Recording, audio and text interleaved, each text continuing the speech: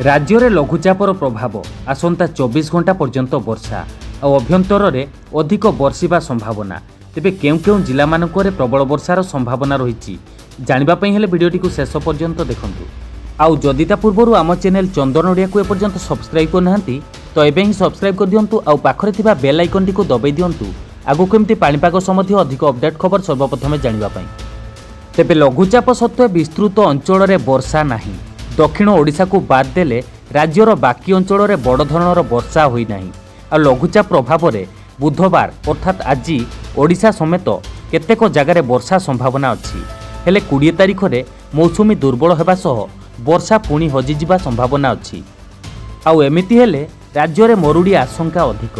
राज्य में चाष पई गुरुतर समस्या माड़ी आसिबो। तेबे पाणीपाग विशेषज्ञों कहवा अनुसार लघुचाप दुर्बल थिबा जोगु आशा अनुसार वर्षा हैला नहीं। आउ जेतिकी वर्षा हैला सेतिरे नियंटिया स्थिति भरणा हेउ नहीं। आउ 3 रु 4 दिन राज्य में अल्प अल्प वर्षा हेबो। मात्र 20 रु वर्षा कमिजिबा सह मौसुमी पुणी गायब होइजिबो। तेबे राज्य में जून पहिला रु एजाए 550.6 मिलीमीटर वर्षा होइछि। यह स्वाभाविक ठारू 29% कम। तेबे 29 जिले में वर्षा कम रही।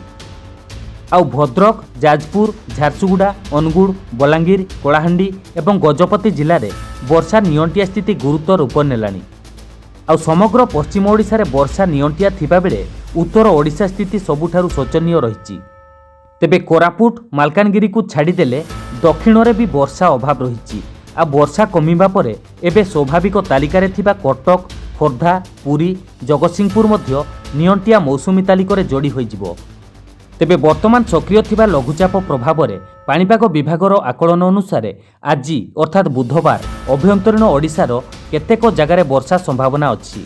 बरगढ़, संबलपुर, झारसुगुड़ा, सुंदरगढ़, देवगढ़, केन्दुझर, सोनपुर, अनुगुड़, नुआपड़ा और बलांगीर में गोटे किंबा 2टी स्थान में प्रबल वर्षा होइपारे।